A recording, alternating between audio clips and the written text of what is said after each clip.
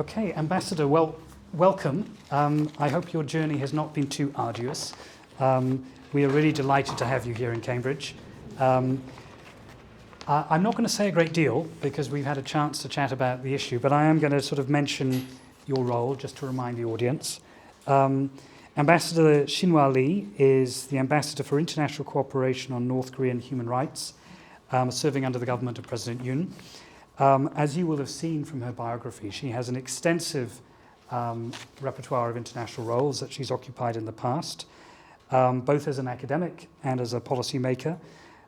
She was Special Advisor to UN Secretary General Kofi Annan's independent inquiry on the Rwandan genocide, so she's no stranger to the humanitarian crises that are depressingly all too familiar across the world, not just in North Korea. She's been a visiting professor at Columbia University.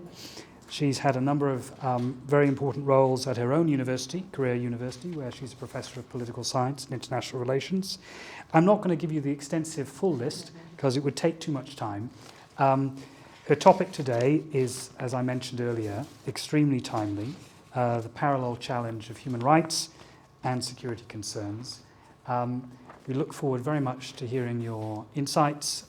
We hope there will be a chance to learn more about the specific policies that your administration is considering. I think it's worth mentioning that under President Yoon, we've seen quite a great deal of increased global diplomatic activism. So this is not just an opportunity to hear about the bilateral relationship with North Korea, but also the wider context of how a middle power like South Korea increasingly punches above its weight in so many important ways. So without further ado, Ambassador Lee, the floor is yours. Thank you very much. Hello. Once again, I'm extremely sorry and thank you so much for waiting for me. I just fell asleep since my life today starting at 4:30 in the morning and then go to the airport from the Oslo and then here, and I went to your parliament to meeting with the parliament men and women, and I'm here, but I didn't know the Cambridge is this far. Actually, my husband was before we met, he was a professor here in Fitzwilliams College. So I had a special memory of Cambridge, but I didn't realize it's this far. But anyway, since I just have you to wait too long. So just without further ado, just let me start with what I should offer for you today.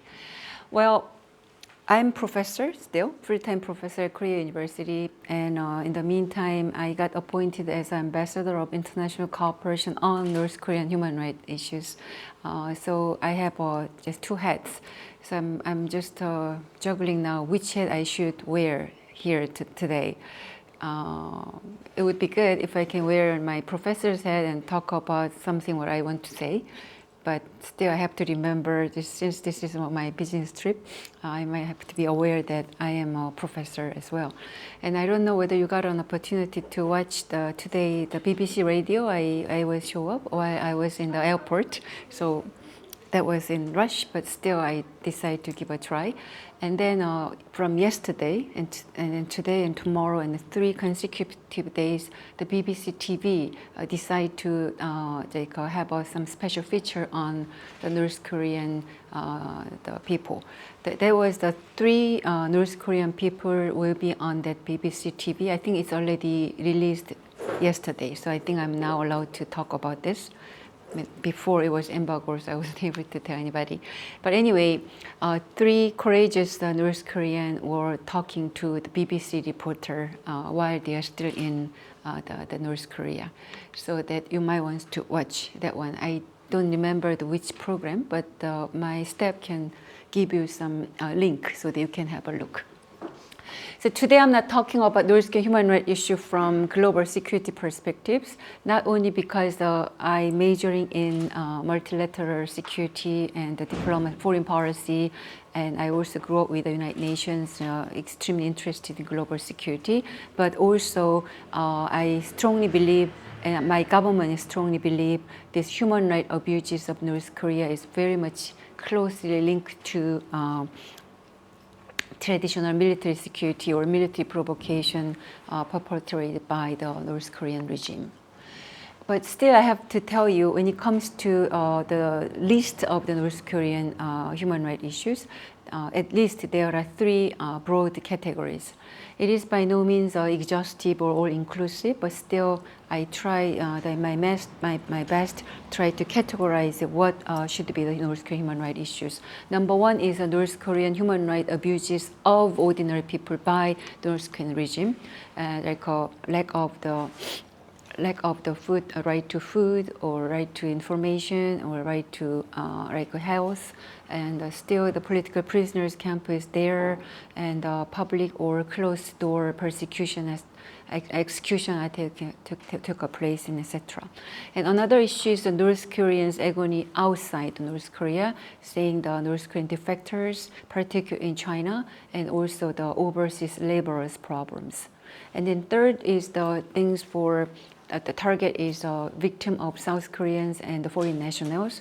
I would say the abduction or detention issue during and after the Korean War.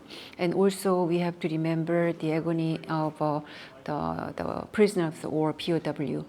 But if those POWs are still survive in North Korea, they are in their late 90s or 100s.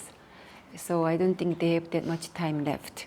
And also you can imagine how terrible experience their family members, their children or grandchildren have been through there, because they still have a guilt by association is available there. So having said that, I don't think I have that much time to talk about all those things. But if you ask me any question in regards to one or two specific issue for this, then I will be more than happy to say. So we have to think about the two faces of North Korea. Those things are usually we can see from the Korean news or international news, right? And particularly during our progressive government. I don't want to be a partisan, but still I have to tell you the truth. During the progressive government, they only show this part of the North Korea, although you have to remember this kind of a grim situation is also the true for the North Korean situation. And in Korean here, they said North Korea's political prisoners camp is akin to those first camp during the Nazi period. And this is the kind of the private market before COVID-19, and now even this kind of the private grain trade is prohibited. So that just causes more troubles and more food shortages in the North Korea. And those things that you can imagine, you know, how those beautiful kids, but they are just so slim because they was not able to eat much. And then this is what it is. And then why I'm doing this? Well, in the first place, they said, Shinhwa, you know, you are anyway traveling to many different parts of the world to do your own work, and you have lots of experience in the United Nations. So why don't you think about working for your own people, which is a North Korean? Because for South Koreans, North Korean is not anybody either, right? So it's been 11 months I've been doing this position and extremely busy. But now I can tell you that the more I spend time and the more I work with this, the stronger I feel I have to do something for the later part of my profession, because I think I'm heading toward to the later phase of my profession. But I thought I have to do something for this. So hopefully what I'm talking to you just give you also some kind of idea for what you can do for the North Korean people as well. Speaking about North Korean situation within North Korea, according to the U.S. Freedom House data, they got a 0.3 out of 100. And also Democracy Index, the UK Economist Intelligence Unit was talking that in 2 years ago, they got a 1.08 point out of 100. So they ranked as a 165th, but still they have two companions. 166 Myanmar, 167 Afghanistan. So you can imagine how terrible situation they have it. However, they claim that they are ratified with the 6th UN Convention on Human Rights, including women, children, and like the disabled. But still, they looks like choose the things what they can enjoy or they can claim for their own right. but they completely ignore for their international responsibility as a member of the international community. I think that's a big deal. So that they somehow ratified in UN to avoid the international criticism, but still, in reality, their practice is pretty worse than what we should say. And right to food. Well, according to WFP and FAO and all others guesstimations, 5.8 million tons of the food annually needed for entire North Korean people, and chronically 800,000 plus minus tons of food are in shortage. That's a chronic problem for them. In all areas for now, except the capital city Pyongyang and the largest port city Nampo, with the exception of then all other areas that suffer from food shortages for now. That is because of due to COVID-19 border closure, and last year was the incredibly poor harvest in entire of the North Korean regime. But those local authorities are forced by the central authority to increasing their food ratio. That's why they try to push the extract the ordinary people from like a submitting what they call 애국미, means like they have to donate some food or ration of the rice and whatever it is under the name of the patriotism for their own countries. So those things are there. But I think main problem is two things. Number one is, after the Great Famine in the late 1990s, their distribution system is almost completely broken down. Therefore, North Korean people have to get by wherever they can do it. So that's why the 장마당, that is a private market, has been pretty flourished, and they somehow do whatever they can do from there. But what happened is during the COVID-19, the Kim Jong-un prohibit the private grain tradings.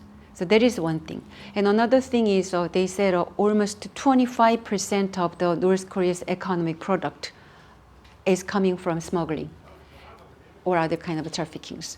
But since the border has been closed, it is no way for them to do those things. So solution is let them having a private exchange of the grains and other things. And another thing is the central government have to let them do some kind of illegal but still necessary the food trade, particularly in the geographical boundary areas with China and Russia. But it didn't happen yet. As you may know, the Chinese ambassador came to Pyongyang finally late March. So that indicates the Kim Jong-un will reopen the border. But still, it takes some time, I guess. So we have to see what happens. So solution is obvious, as I said, but Kim Jong-un has a dilemma. For the sake of the economic security, he has to open up. But for his regime security, he's very much worried about information inflow together with reopening of the border. So I think he is having some kind of a dilemma like this. And another thing is that I can find a strong correlation between North Korean military aggression and human rights violation, including food shortages. That one I will just get back to you in a minute. Right to health and right to information. In interest of time, I will be very brief. But while that is obviously communist society, and they pledge for the free medical treatment for all entire North Korean populations, however, in reality, only the handful of elite groups, including Kim's family, got access to the hospital services. And all other ordinary peoples, they prohibited to go to the general hospital or the proper medical facilities. Instead, they have to depend on unscientific way of medical treatment.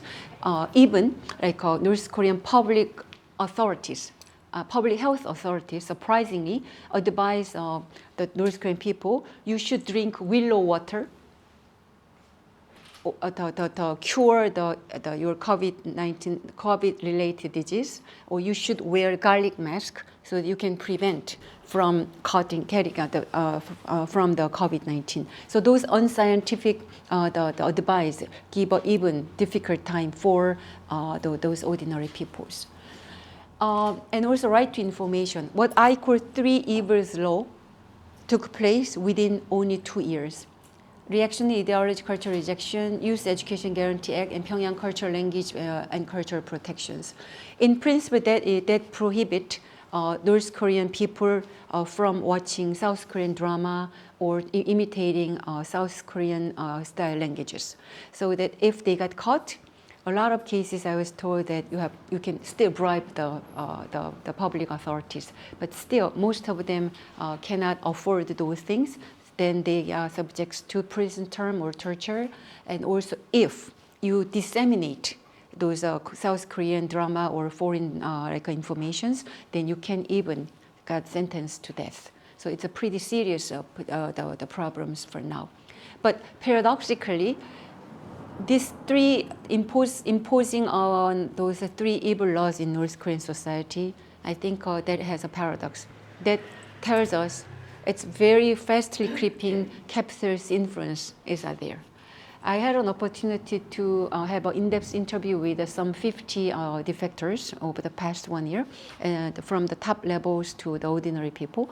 All of them, believe me, without single exceptions, all of them had an opportunity to watch the South Korean drama. But their method of watching that was all diverse. But still, all of them had a chance to watch the Korean dramas, and they love to imitate those things.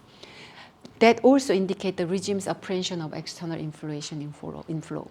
But I have to tell you one thing.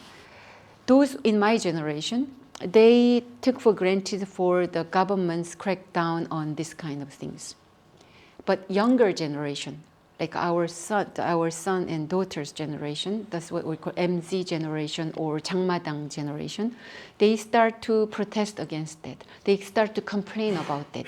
What's wrong with the languages? What's wrong with the dramas, right? So they start to argue about it, and some of them told me that North Korean regime didn't respect our human rights. So when I asked, do you know what is human rights?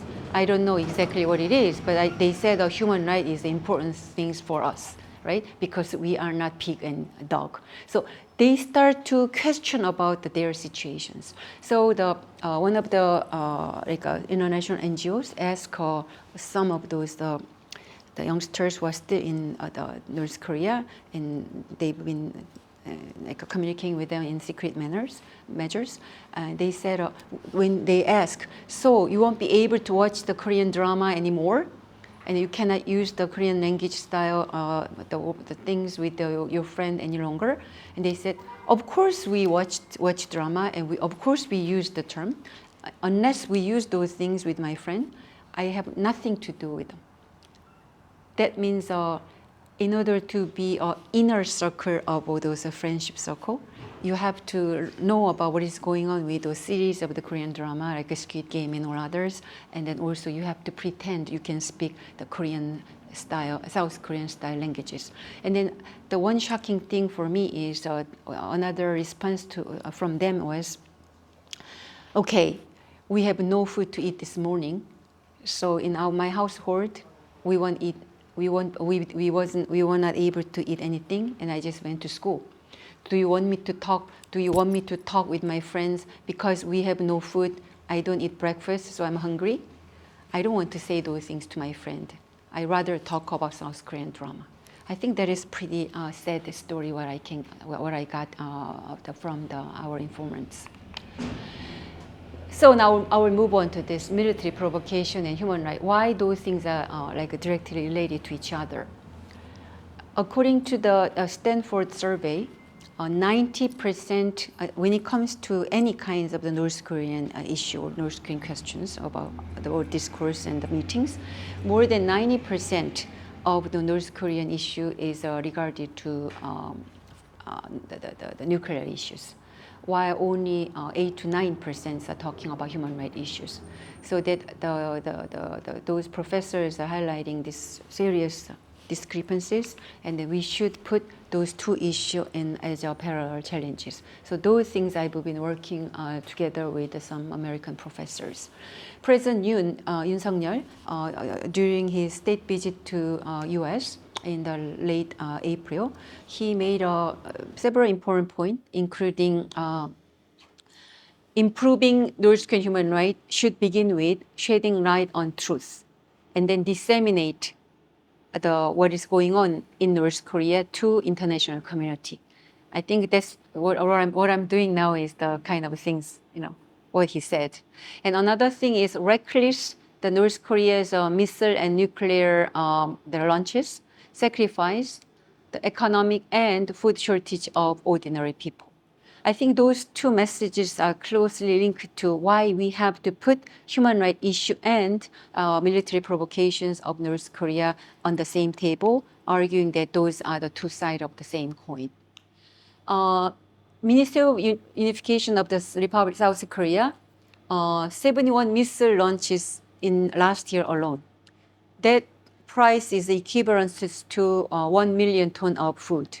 You remember in the very beginning, I was talking when it comes to North Korea food shortage, they have a chronically, they have 800,000 ton of food in short, right? But if they didn't launch these missiles, right, they can cover the shortages, and then even they have some surplus. So that indicates also, I think, it's closely relating between those military issues and the human rights issues as well. And then all other issues, you can have a look. And the 6th nuclear test has been taking place since 2006. And then it's a matter of time for the 7th is coming, right? But Punggye is a nuclear test site in the North Hamgyong area. It's close to the China border. There's a radioactive exposure concern for local residents. Approximately about 300, as many as 300,000 people are subject to those exposures. We, South Korea, have now 33 or 34,000 defectors from North Korea residing in the South Korea. Out of them, 1,000 people are coming from this area. So now we are actually, there is some discussion that we have to check their medical conditions, whether they got contaminated by these things. But previous government didn't do the work for that seriously. And so now the Ministry of Unification started doing that again. We have no outcome yet, but one of the NGO who's working internationally and domestically argued that actually they published the booklet as well. About the 25 to 30% of those local residents are exposed to those radioactive contaminations. So I think that is another example for we have to consider why human rights issue is linked to the military issues as well. Well, but I have to just give you some kind of a record. Probably this one is a kind of my analysis as a professor rather than ambassador. But North Korea has a bad historical record to blend human rights with politics. In 2011 and 12, the Kim Jong-un's father, Kim Jong-il, he just changed the currencies. So that gave us a great deal of the mess in the North Korea. So that there's economic struggle. They really need some kind of food aid at that time.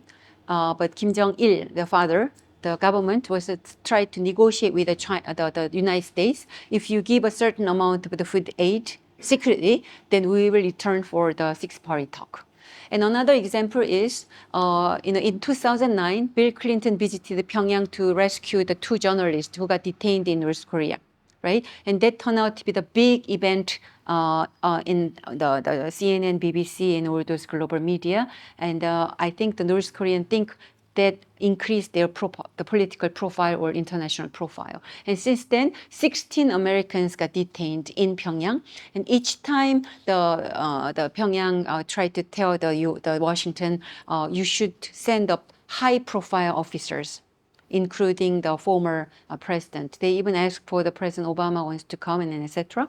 And then you might remember the Mr. Wonbeer died like 6 days after he came back to the United States. So they having those kind of bad practices there.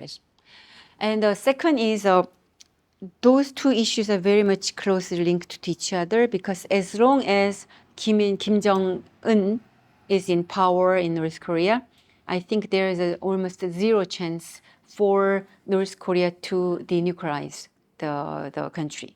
I think he preferred to have arms control, arms reduction negotiation with United States rather than denuclearization the process. So I think that's a very serious issue for us, because for him, the important objective is regime security. So externally, for that purposes, he will intensify his military capability so that he will be able to talk with outside, particularly United States. But on the other hand, domestically, he wants to having a tight control of their people, so that the people cannot think about the protest against the government. So I think that is closely, or if not directly, linked to the human rights violation within North Korea. Another problem is us. I think we lack in accountability for Kim Il-sung, Kim Jong-il, and now the Kim Jong-un's so-called bad behavior or crime against humanity. We all talk about, yeah, North Korea is a criminal state or mafia state, but still we have to engage with them. Otherwise, those people will suffer from all different issues. And then we tend to criticize to each other rather than we blame on the North Korean regime. I think that gave a great leverage for Kim Jong-un to enjoy kind of the impunity. But I think we have to tell him, we have to keep reminding him, when it comes to crime against humanity, has no impunity. Last year, all after 77 years past, all after 77 years, 101-year-old German man got sentenced to 5 years prisoner's term because of his service for the Nazi regime. I think those things can be a clear warning to the Kim Jong-un government. But we appear to be a bit generous to the Kim Jong-un or the North Korean regime because, oh, well, they are always like that. I think that cannot be the excuse for us and then for Kim Jong-un. But that was further complicated with great power rivalries. Well, China and North Korea, in essence, is not a good terms together. But China was always concerned about North Korea become nuclear state because that will invite all other countries like Taiwan, Japan, and South Korea wants to become a nuclear state. So in order to avoid the nuclear domino effect, China tried to discourage North Korea from becoming nuclear state. That's why they played a very active role when it comes to the six-party talk took place. But now China also has a dilemma. While they still didn't want North Korea become a nuclear state, that does turn out to be the second hated things. The last thing they want to see is the collapse of the North Korean regime, so that the Korean Peninsula is dominated by the U.S.-led or U.S.-friendly atmosphere. I think that is the last thing China wanted to see. That's why great power rivalry, which was the U.S. and China's the hegemonic competition or conflict, which was complicated by Russian invasion of Ukraine, as a give a further excuse or further room or leverage for Kim Jong-un to push forward for impunity to themselves. So I think those things we have to constantly talk about it. But third point is, therefore, I think China's role here is very, very important.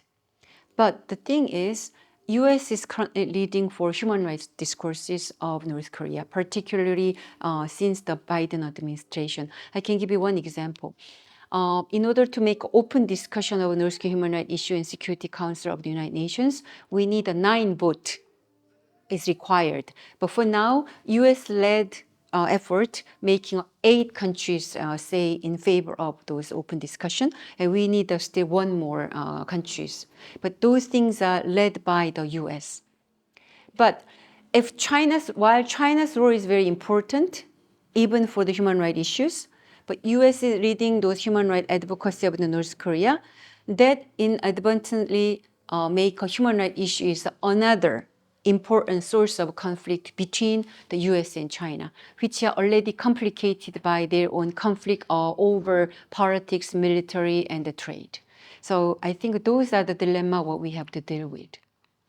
Then what to do? I think institutionalizing by defining what we mean by the North Korean human rights issues. As I say in the very beginning, not only those abuses within North Korea, we have to think about those refugee issues or overseas labor and etc.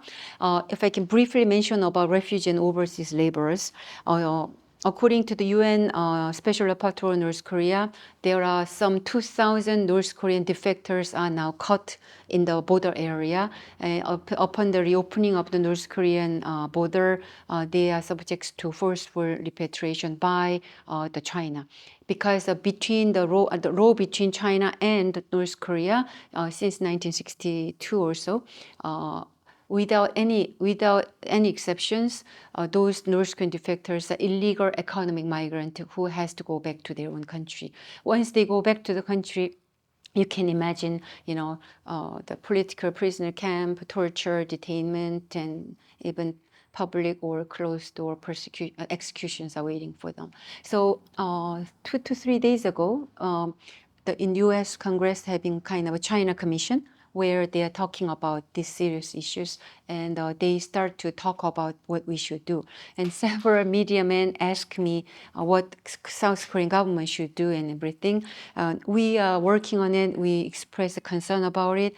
But as you know, that we have a little bit of difficult time with China now, more than the difficult time with China now. So it's very sensitive issue. I can say as an ambassador to talk about those issues, but I will tell you probably in dinner time we can talk about what kind of solution we have to get together. I think most problem is lack of accurate fact, right? We talk about North Korean issues, and I'm talking about the North Korean issues, and probably as an ambassador of this subject, I might having a better information than you have, but still, all those things I cannot guarantee is 100% accurate, right? So that those accumulating and monitors and document those fact or hard evidence is very important issues. For that, I think the international community has to work together based on the principled approaches. And also human rights issues should not be on and off switches, because if another important issue coming like Ukraine, Sudan, and Yemen and others, then North Korean issue is sidelined. And if the North Korea's nuclear issue is coming up, then the North Korean human rights issue is gone as a secondary priority. I think those practices should be stopped. As I said, that has to go together because it was very much linked to each other. And then we have to talk about human beings who are suffering from their daily life because about the handful number of the elite groups, including Kim family, made the wrong choice. In the meantime, North Korea, Kim Jong-un himself wants to make their country, or at least himself, as a normal. Therefore, the North Korean human rights issue turned out to be an Achilles heel. I can give you one example. If the global community was talking about nuclear issue, their answer is always the same. Well, because of the United States hostile policy, we had no choice but to develop nuclear weapons. That was their consistent reply whenever we criticizing them. But when it comes to those different types of the human rights issues, of course they argue about it because there's the sovereign. What I was talking about and what international community is talking about is infringement into the sovereign state, right? But still, they try to make an excuse and they try to come up and they try to explain why they are good enough, something like that. And that was, by the way, aided by now the China and Russia. If you go to the United Nations, that if you ask me, I will give you detail later. Therefore, I think accountability should be given the priority, no matter what it is. So that hard evidence is important. For that, monitor, report, document for prosecuting and criminalizing and punishing perpetrators. That will be good for preventive actions as well. When I make an interview with the couple of a couple of the defectors who experienced the political prison camp, by the way, real political prisoner camps, no single person could come out.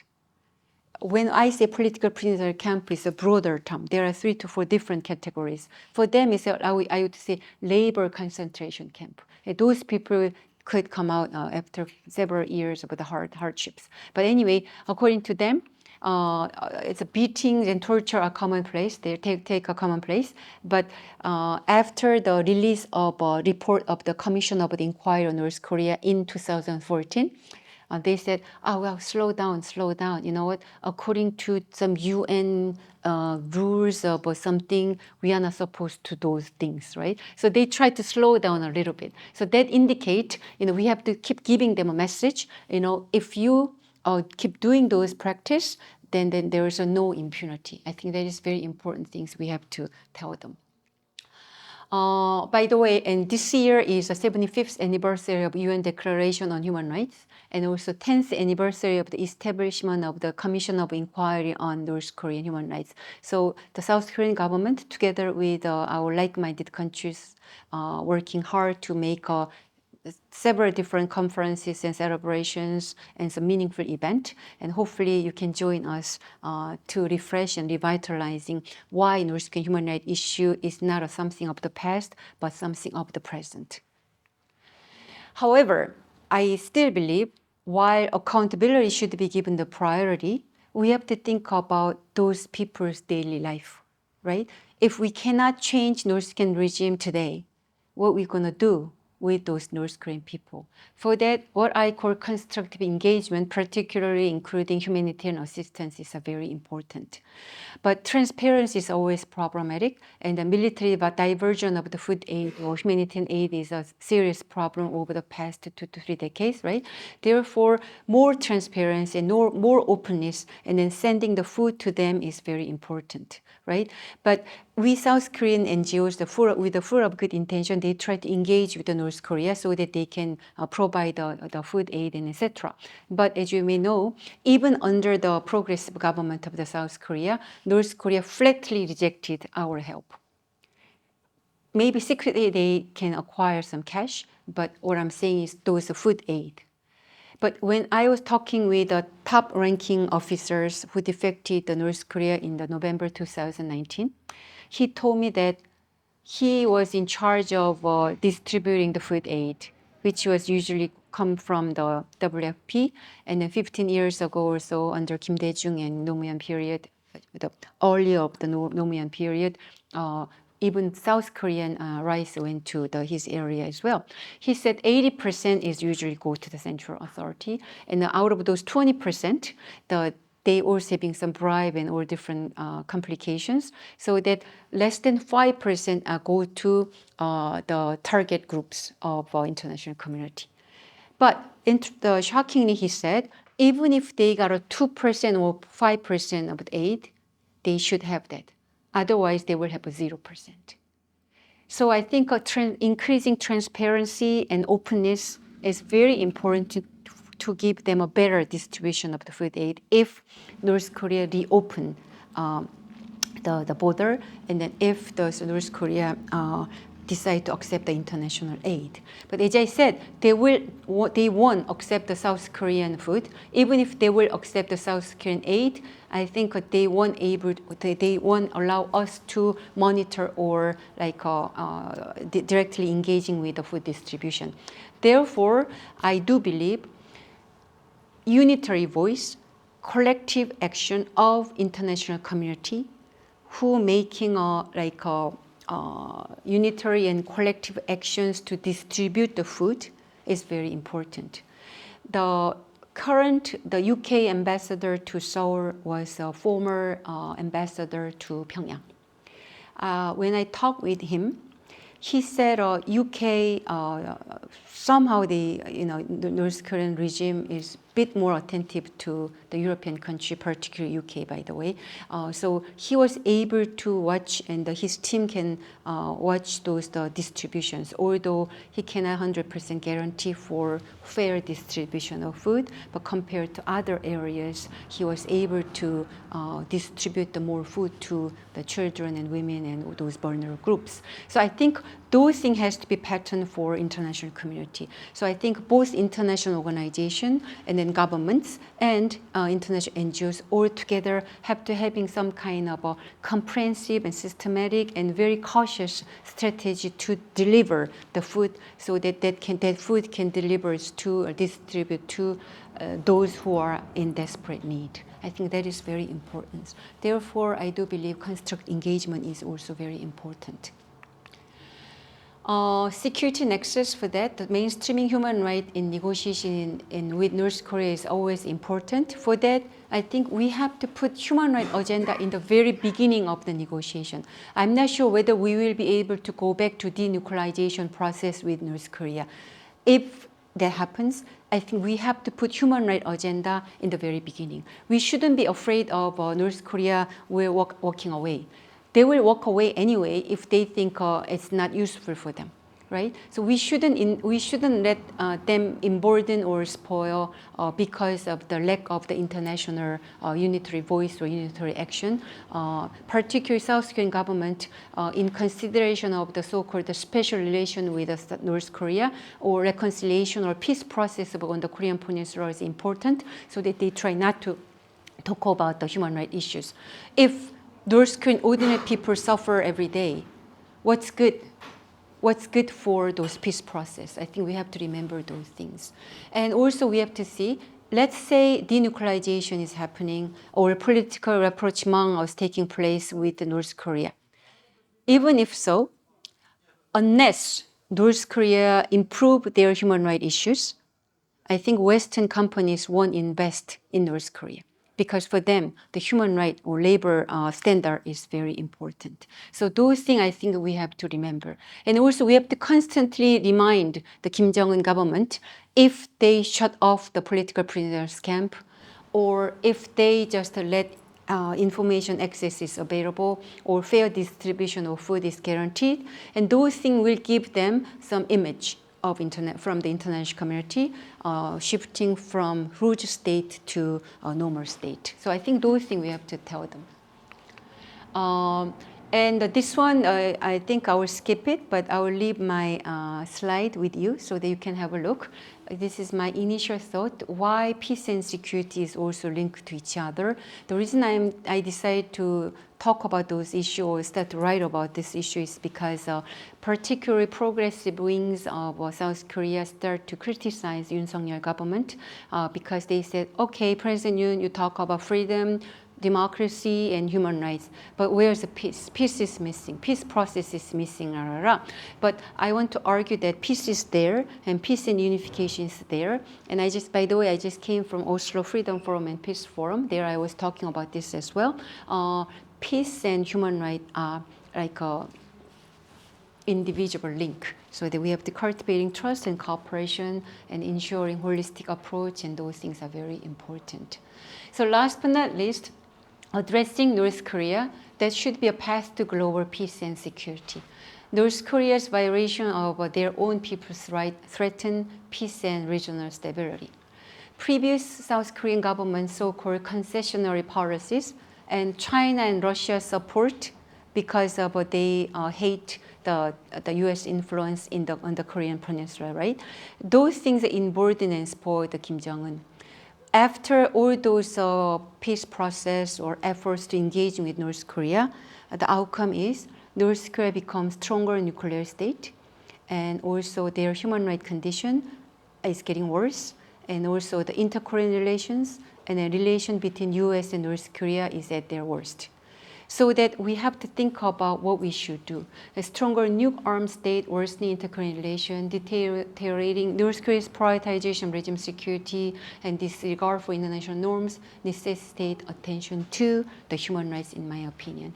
And even if South Korea is faced with North Korean aggression, if we keep talking about ourselves as a defender of freedom and the human rights, those things are very much linked to national security. That is for the protection of freedom and human rights for myself and my family members, right? So that we have a more moral like a superiority or holdings vis-a-vis the North Korea. So if something happens, I think that should be the good rationale, and that is a good ground, moral ground or ethical ground of the international community to help South Korea out. That is what probably has to be in line with principle of liberal democratic coalitions. For that, role of like-minded countries is very important. Not only distribution of food aid to North Korea, but also highlighting accountability of North Korea's crime against humanity. All those things we South Koreans cannot do it alone. I'm talking about 1,000 times of the importance of this, but if you talk about once in your SNS or any kind of a talk about importance or seriousness of North Korean human rights abuses, I think that will have much more effect than what I said 1,000 times. That's why I'm traveling around. I try to explain why we like-minded countries have to get together to address these problems. But if while we consolidating the cooperation among like-minded countries, if we only focusing on those groups' cooperation, we have to give up 2/3 of the international community. What I'm saying is, while we are focusing on like-minded countries alone, we have to consider unlike-minded countries are not necessarily bad countries. Probably it's hard to engage with China, Russia, and some other countries for now. But there are quote-unquote swing states. Those swing states, unlike during the Cold War period, it was fluctuate here and there depending on international, regional, and domestic circumstances. So we, like-minded countries, while we consolidating our bondage and cooperation to address North Korean human rights issues and other delicate global challenges, we have to be carefully devise some kind of and cautious device to persuade or engage with at least the swing state. Therefore, at least 2/3, if not the 75% of the international community has to be on the same page, at least in terms of respect for freedom, respect for peace, human rights, and the democracy. I think that is what we liberal international order. That's what those who are champion for liberal international order in genuine term should do and could do together. So I'll stop here. Thank you so much.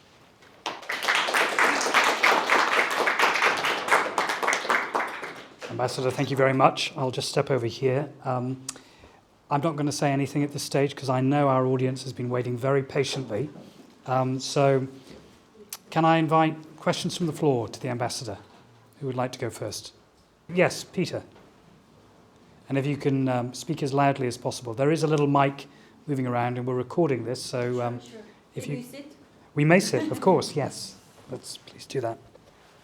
Yeah, thank you so much for your talk, Ambassador. I mean, there are a lot of questions on my mind, but I'll just limit it into 2. Can you identify yourself so yes, that I know who you are? My name is Peter. I'm a student of Dr. John Nelson Wright. I'm studying North Korea's approach toward unification and during the Cold War period. So my question is, firstly, on discussing human rights issues. To what extent can we talk about North Korea's human rights issues? I mean, that's one of the central questions when we engage with the question of human rights, because obviously China is always really sensitive about talking China's human rights by Americans or even South Koreans, because Chinese always have argued that human rights issues is their internal affairs. Although we know there's a concept called universal human rights. So when it comes to South Koreans talking about North Korea's human rights, do you use the legal argument saying that although, you know, according to the South Korean constitution, the South Korea's territory actually goes beyond the 38th parallel and actually includes the North Korean territory as well, and also we don't recognize North Korea as a legitimate regime. So in that sense, we can treat North Koreans as if we're treating any other South Koreans. So is that the basis of the argument that we're talking about North Korean human rights issues? That's one question. And secondly, during the previous progressive governments, they've been really, really silent about North Korea's human rights issues. And some commentators in South Korea argue that that's because they wanted to talk to North Korea. Because when the word human rights come out from their mouth, then North Korea will no longer engage in the dialogue because they are really sensitive about those issues. And that's precisely the logic behind, I think, Moon Jae-in administration's rather being aloof and being really disinterested about really popularizing the concept of human rights. Do you think current Yoon Suk-yeol government can actually talk to North Korea while maintaining a hardline stance on human rights issues? Is that actually a feasibility, do you think? Okay. Let me begin with the second one. I think I already explained a bit. I think Moon Jae-in government have a full of good intentions to reconcile the relations with North Korea, right? And as I said, the outcome turned out to be disaster, total failure. Why? Because no matter what kind of a good initiatives, a gesture the South Korean government made, it's really up to international, particularly U.S. situation or U.S. position on North Korea. So that because as you know, maybe you heard about a 통미봉남, that is they try to negotiate or they want to do normalizing their relation with the United States while they're blocking the South Korea. And also his Kim Jong-un's grandfather, who is the founder, Kim Il-sung, since Kim Il-sung, North Korea's policy against or toward the South Korea was a communization of the Korean peninsula. So we are the person who we are the object to be conquered rather than we are the object to be negotiated with them. So that reality we should not forget. So what I'm saying is in 2017 or 2018, all of a sudden the Kim Jong-un just make some kind of peace initiatives to talk with the South Korea in the first place, but that lead to his talk with United States, because he has no opportunity or no experience to talk with the United States directly. So he needs some kind of a broker in the first place. But once that bridge was built, remember their third summit meeting in Panmunjom?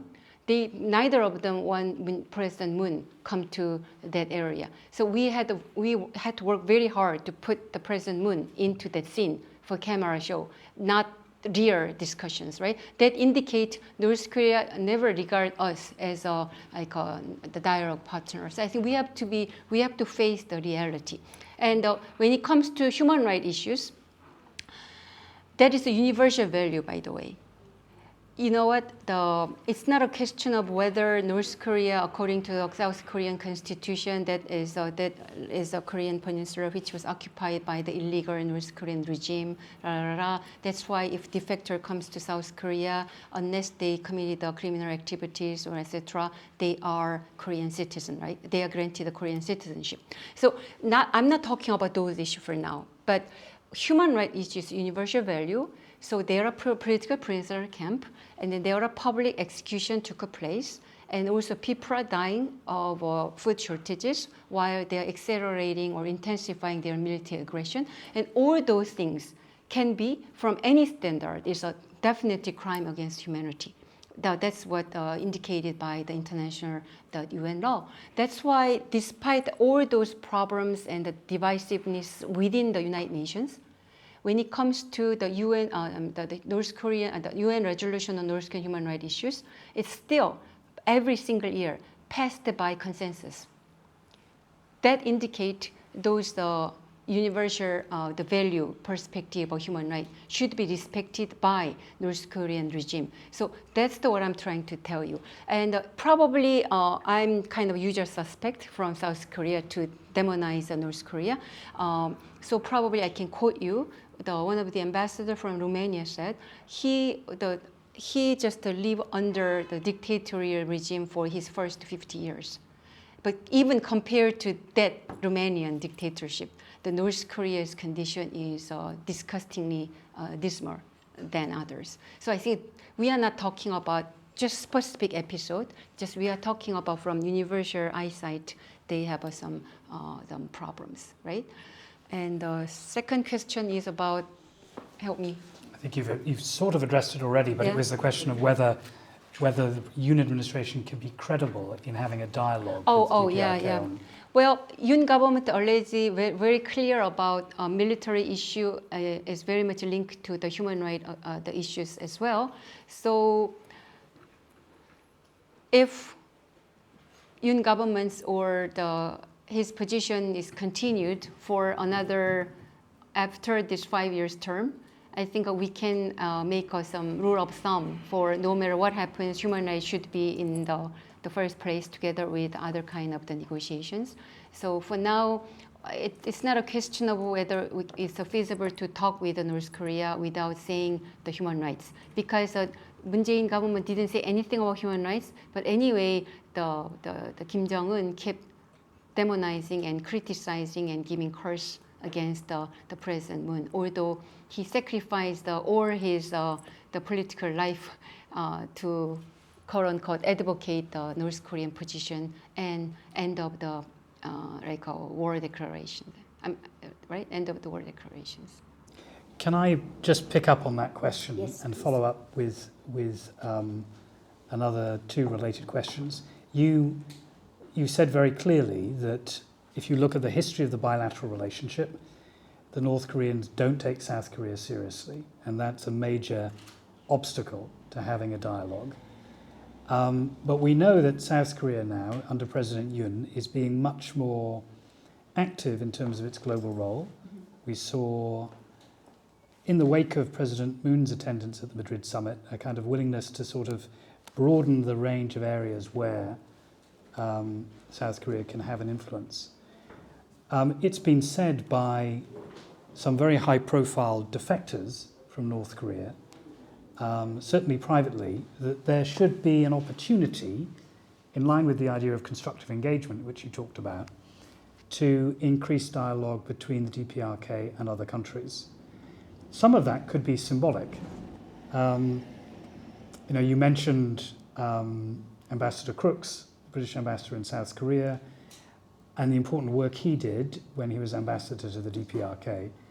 The United States, of course, has no formal diplomatic representation in Pyongyang.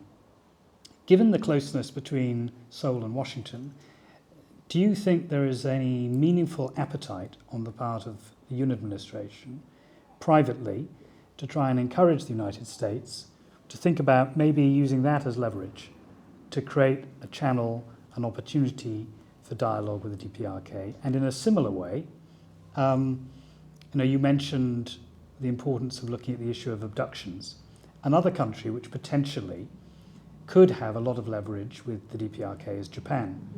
Prime Minister Kishida has talked about Abduction issues. the abduction issue, but if the abduction issue were resolved, then it would open the door to normalization, which would open the door to potentially major financial contributions from Japan. Now that Seoul and Tokyo are closer together, is that an area that the Yoon administration is exploring with Japan? How best to harmonize the approach on abductees? Well, Japanese abduction issue is a national priority for the Japan, right? And then a bit surprisingly, North Korea kind of knocked the door of the Japan. If you don't talk about those abduction issues, we can start, talking about other issues, right? But that is incompatible. So I think as long as I know and as far as I understand, it is, at least for now, it's infeasible. But go back to the Yoon's position. While he appears to be very harsh on North Korean issue alone, you heard about those audacious initiatives, right? But that is a typical, not typical. That is a thing that if North Korea is showed a sincerity about the denuclearization, then we will start to negotiate, or we will start to give us some international aid and etc. But I don't think that is feasible, at least for now, even under progressive government where they don't talk about anything about human rights issue and they keep consistently just providing concessionary policy towards North Korea. Even that time, no single international NGO or Korean NGO were able to get into North Korea in operations, right? But your ambassador, when he went to North Korea, he said he never forget to mention about the human rights issues together with other issues. I think that consistency is very important. But unfortunately, we South Korea already lose the momentum because we've been in back and forth, depending on leadership and the change of the regime types, right? So this is a time, as I said, that's why the international solidarity is very important. I can give you one example. Like South Korea just became a non-permanent member of a Security Council starting from next year. But usually 6 months prior to the official the work, that you start to working with other countries. But this is a very unique opportunity because the US and Japan and Korea are at the same time in the UN Security Council for next year. So a lot of people pay attention for those trilateral cooperation. while I look forward to their trilateral cooperation, but at the same time, I think we have to be very cautious about it. Remember I said if we only focusing on like-minded countries' cooperation alone, I think we will lose a lot of other things. Therefore, we need, instead of only usual suspects working together, we need other like-minded countries' support. Like UK could be one possibility, and since I came from Oslo, let me add Norwegian and Swedish as well. So those like-minded countries who not only believe the accountability is necessary, but constructive engagement with the North Korean regime is also necessary, not only for the sake of the regime, but because of the people living in there.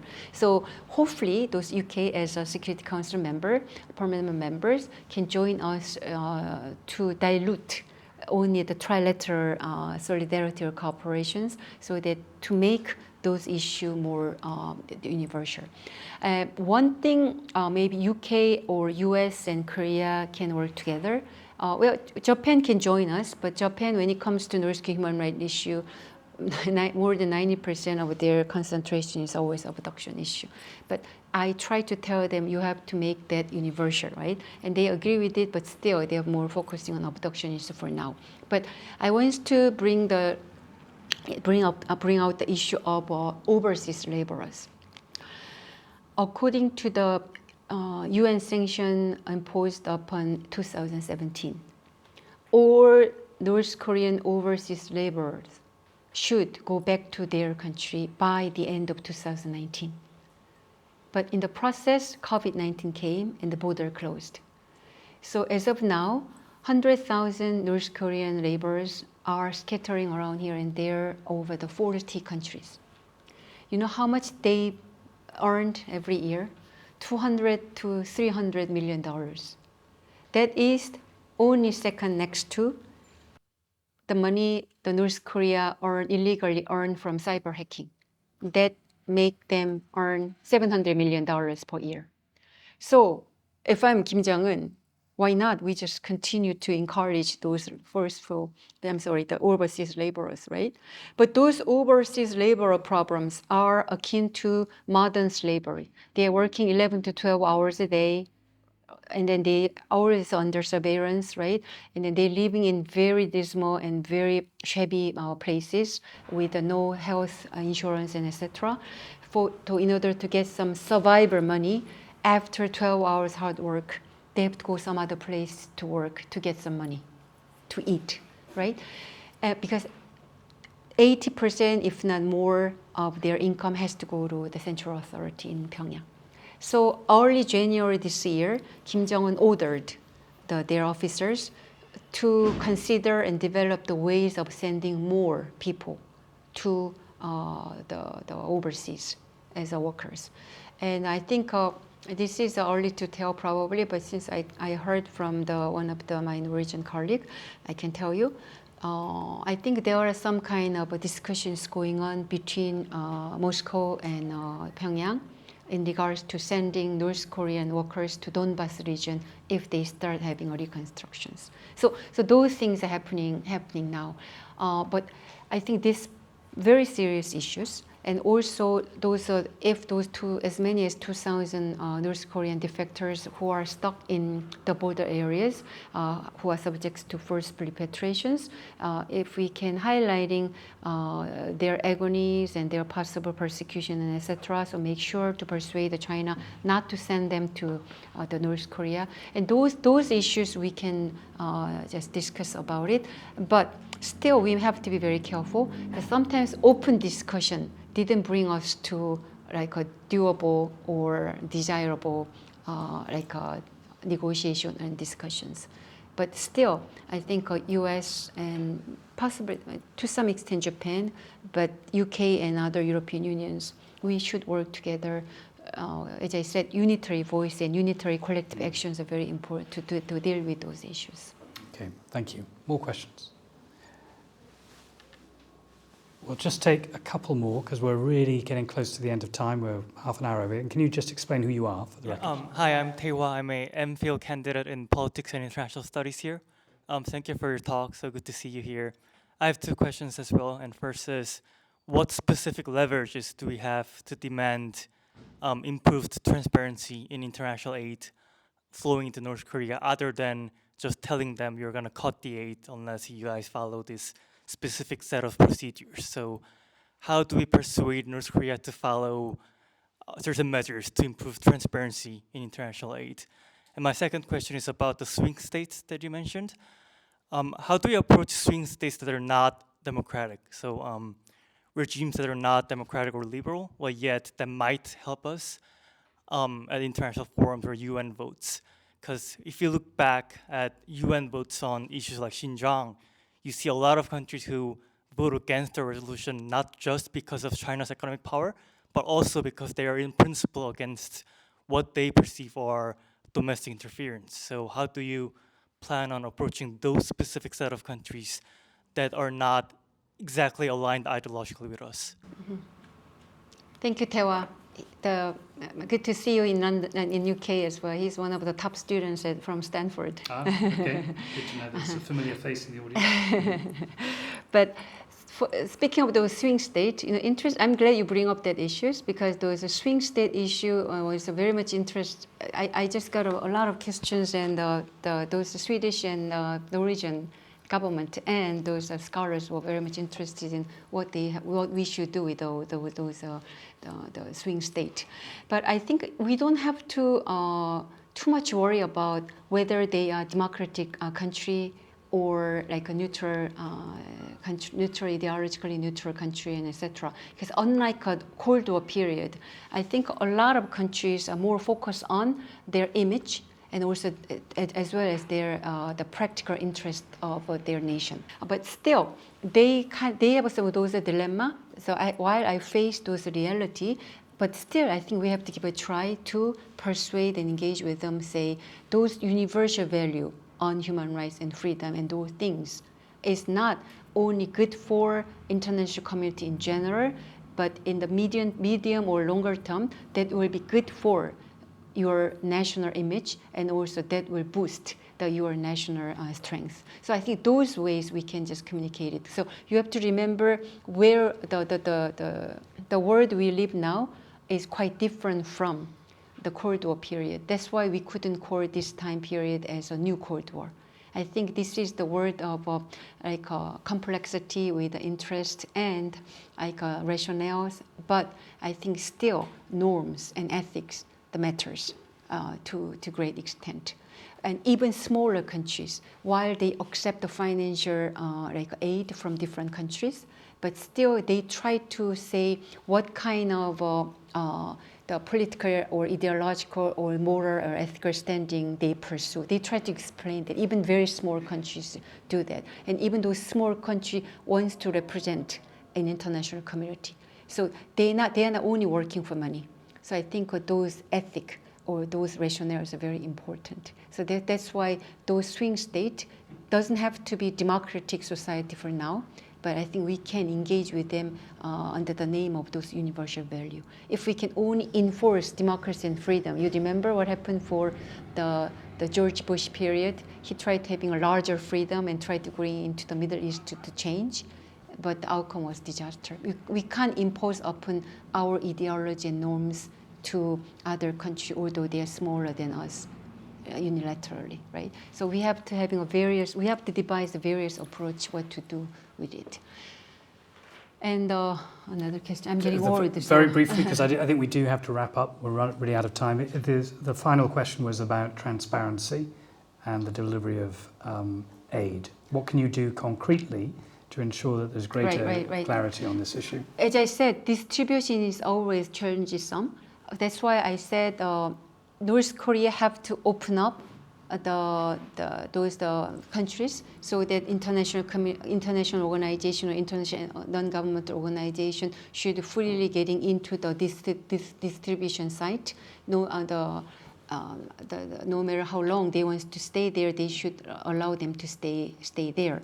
But it didn't happen for now, right? Therefore, I think a collective way of the distributing the food by international community, including South Korea, UK, and other countries, and the United Nations system has to be there. But unfortunately, I think there are competition among international donor community because they need to solicit some the money or the support from different places. So I think it looks like sometimes a beauty contest when they're distributing the food or distributing the aid.